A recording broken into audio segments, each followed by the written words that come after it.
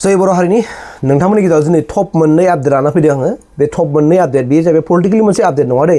जोंनि समाजारि मोनसे बिग आपडेट बे टप मोननै आपडेटआ मा आं नोंथांमोननो भिडिअ क्लिपखौ आं ससे होगोनसै बिनि उनाव आं रायलायगोन नायग्रोदो যি এমএলএ নহওক মাতৃভাষা ইয়াত যদি বিটিসি অঞ্চলৰ পৰা টপাৰ হয় তেওঁলোকে 3 লাখ টাকা পাব এমআইলত যি এমএলএ নহওক মাতৃভাষা ইয়াত যদি বিটিসি অঞ্চলৰ পৰা টপাৰ হয় তেওঁলোকে 3 লাখ টাকা পাব বিটিসি অঞ্চলত মেট্ৰিকত টপ 10 আমি বাছনি কৰিম আৰু টপাৰ সকলক 5 লাখ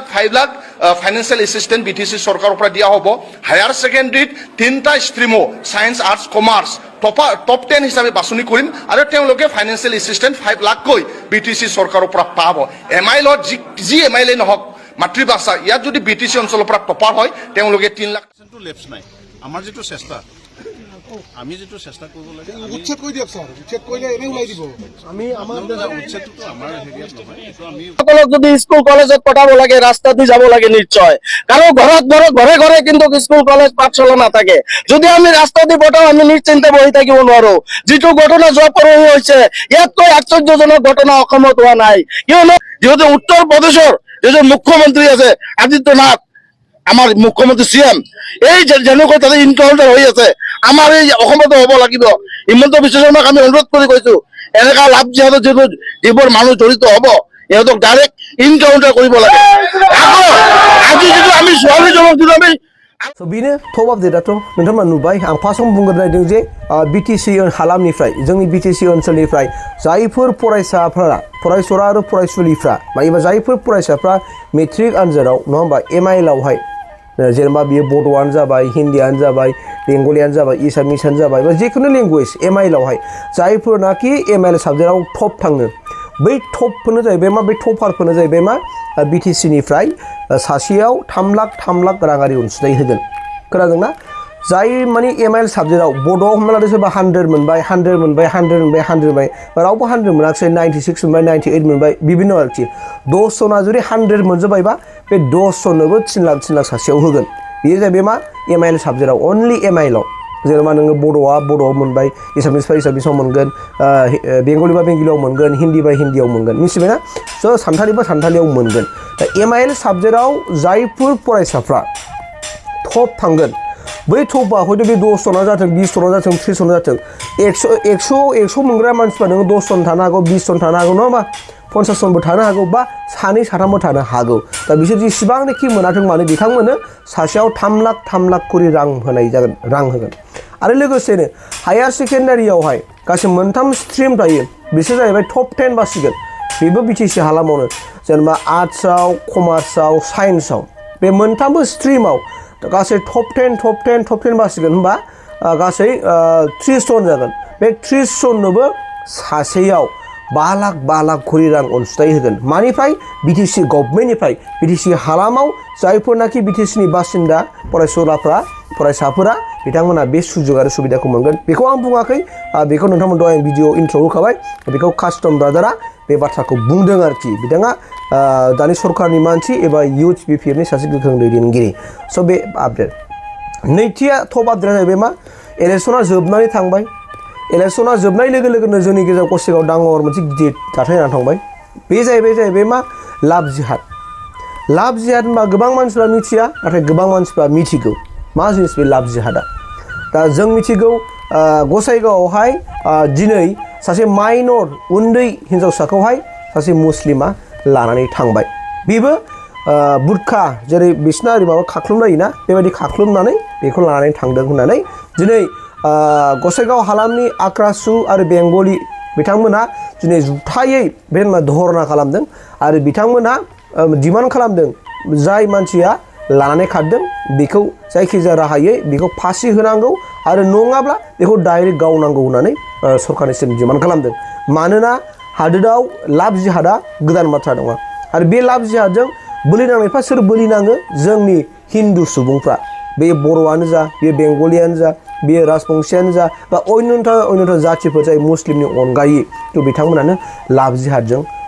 बोलि जानांदों दा गतिके बिथांमोना जों डिमान्ड खालामदों जायखिजाया राहायै हमनांगौ आरो हमनानै मानसिखौ मोनोबा फासि होनांगौ हयथ' बेखौ डाइरेक्ट सुट खालामनांगौ होननानै बिथांमोना डिमान्ड खालामदों खारन बे जाथाया गोरलै नङा आरो बेखौ जों इजि लाजाया दिनै जोंनि हिन्दु सुबुंफ्रा हिन्दु जोंनि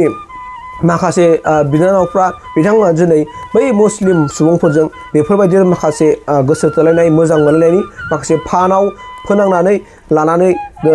थांनाय दोनखारलांनाय लानानै खानाय बेफोर जाथाया हादोराव दिनै बांगासिनो बांथों दा बेनिखायनो आरो बिथांमोना मोनसे डिमान्ड खालामबावदों जाय जायगानिफ्राय लानानै खारदों बै जायगाखौ इभिक्सन खालामनांगौ बिसोरखौ बेनिफ्राय होखारनांगौ होननानैबो बिथांमोना धरना कार्यक्रम खालामदों बिथांमोना लामा जथेदों साबकाटा आउटपस्टनि खाथियाव बिथांमोना लामाखौ जथेदों आरो धरना कार्यक्रम खालामदों स' बिनिखाय आं बेनिफ्राय मोनसे मेसेज होदेरनो नागिरदों जोंनि